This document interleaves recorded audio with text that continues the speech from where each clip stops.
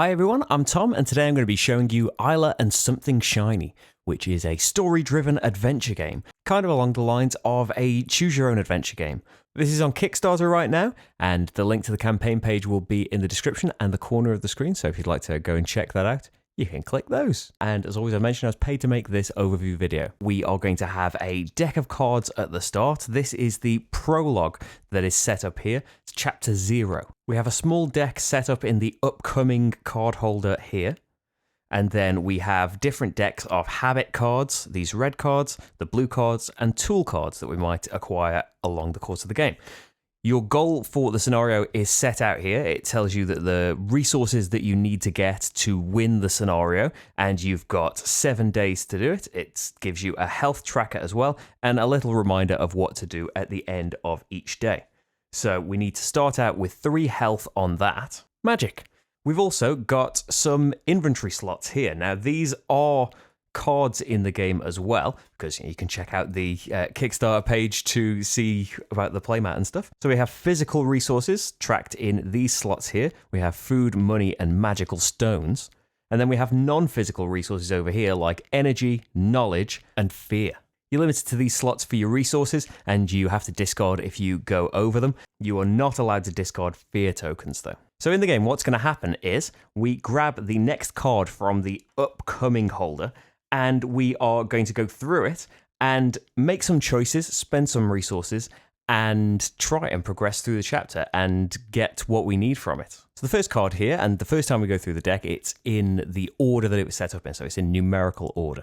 From the second day onwards, it's going to be shuffled up and we'll have new adventures mixed in sometimes. So we have the Great Tree's Concern. The forest is full of surprises. Do you want to go on an adventure? The tree is asking us this. And so we can make a choice. We can say, I want to stay near you, and we would get a food. Or we can say, sure, we're ready to go on an adventure, and we add a card to the display. How this works is, we've got a past, present, and future section. If we would choose to do this, you can see the arrows on the card show us where this card goes. So if we chose food, the card would go into the future, and it would come up in a future day. We would keep getting that option to get more food. But we aren't starting on our adventure, and remember, we are limited by the number of days that we have. If, though, we were ready for some adventure, we look at this here, so it's a blue card, and there's nice little arrows on the playmat here.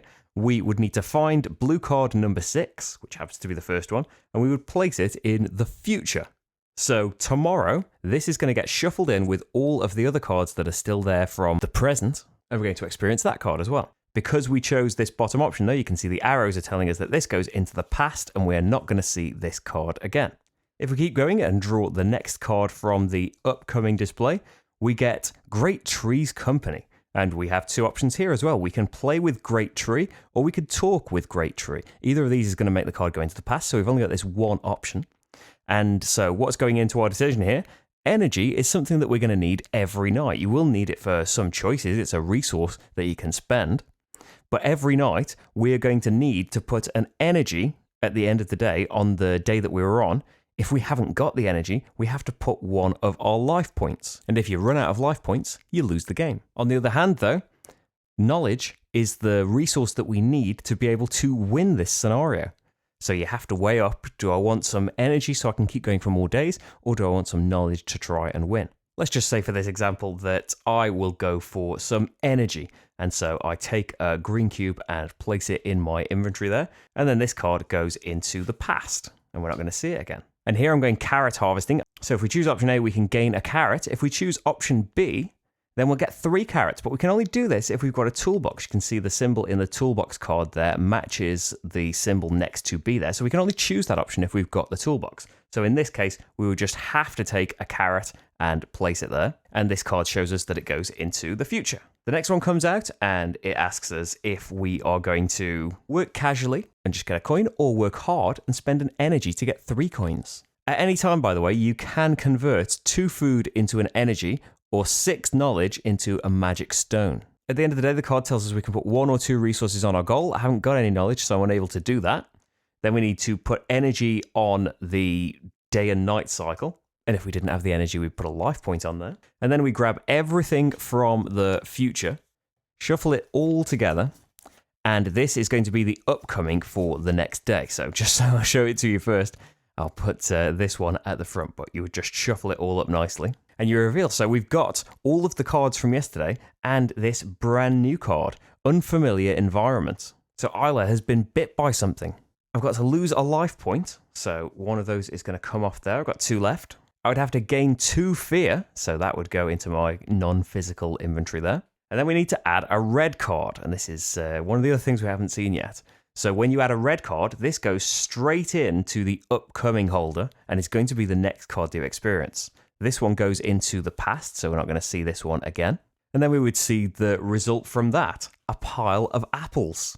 And so we haven't got a choice here. We're just going to gain 3 carrots. So we're doing quite nicely for carrots here, for food. And then we're going to add some more blue cards into the future for the next day. So 7 and 8 would need to go in. And you can see that our adventure starts getting customized. The things we're experiencing start changing as we make these choices and find new things. So by going off on the adventure, got bitten by something, but then found all of these apples, that's going to lead to more things on future days. You're going to get these habit cards that are separate to the red ones, but they are things that will keep recurring, that you can keep experiencing. There are red cards that once you've experienced them, they go back to the deck and don't keep coming out, but maybe you've got the option to do the thing again that caused it and go and find that card again. And there'll be opportunities for you to get tools so that more of these options will be available to you, where you can get things like the toolbox, the magnifier, the harmonica, to just open up more of these choices that would otherwise be closed to you. If you can successfully complete your goal before you run out of life points or you complete the 7th day, then congratulations, you win. You can move on to the next chapter, and your reward is the ending for this chapter. So we have these little comic books here that tell the tale of Eila's journey. So still with the tree there, went off on a little adventure with that smiling tree, saw some scary things, but look at that glistening mountain in the horizon there. Adventure surely awaits over there. So you would read the ending of this chapter, and then for the start of the first normal chapter, again, there is a comic book to flick through, just a quick thing to introduce you to the chapter, and then the setup for your chapter 1. So the goal card is this one, and it's got an advanced side as well if you want to make it harder for yourself.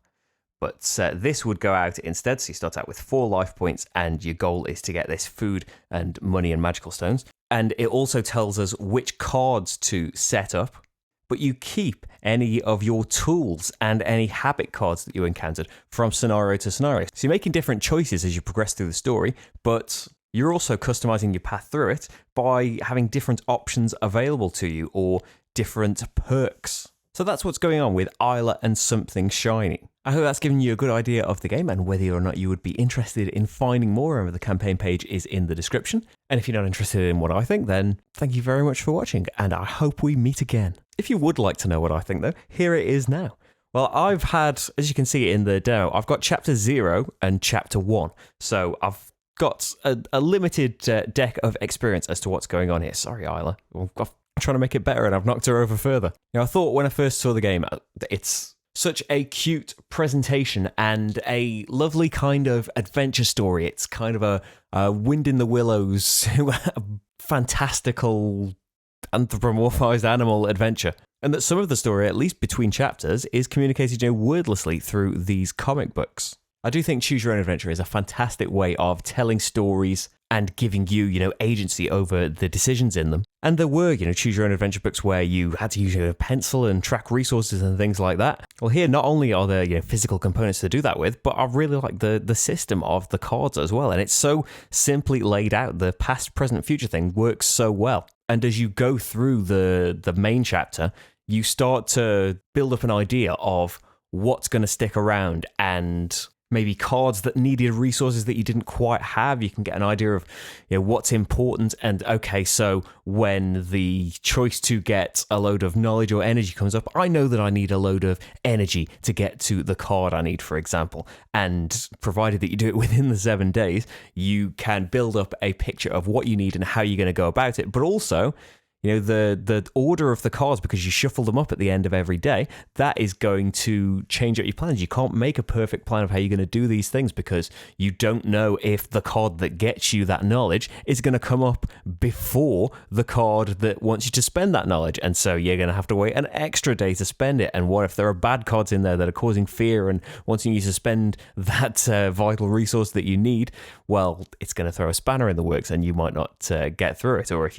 Or if you're just, spending energy willy-nilly and not saving it for the end of days and you're losing loads of health, you're going to get knocked out that way as well. I thought it was a lovely idea before I played. And now that I have, even though I've just had this small taste of it, yeah, I really, really want to play through the rest of it and see where Isla's adventures go. I've only seen, the briefest taste of the start of it. And obviously I haven't seen the Kickstarter page or anything yet, but I haven't seen the Kickstarter page or anything yet, but I am impressed by, the playmat and the art style, this incredible plush of Isla here. That's amazing. How many games have got their own plushes? Hopefully more and more because I want them all. But all of those things are just asides and extras because, the most important thing is the game itself. And I've thoroughly enjoyed this demo. I have enjoyed playing through the chapter a few times to, see the avenues that I didn't quite go down, make different choices or get different tools and see what comes out of that.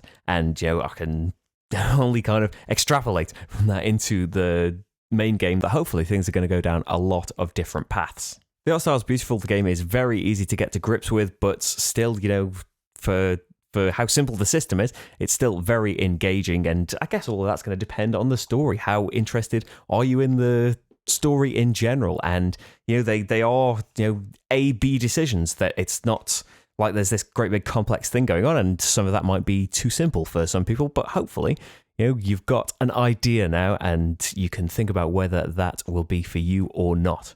I'm thoroughly excited though. Thank you very much for watching this. If you'd like to see more, then there's coming up to 400 different videos on the channel. And fingers crossed, one day we're going to be playing more of Eila and Something Shiny. Thanks for joining me for this overview though, and I'll see you for the next game. Bye everyone.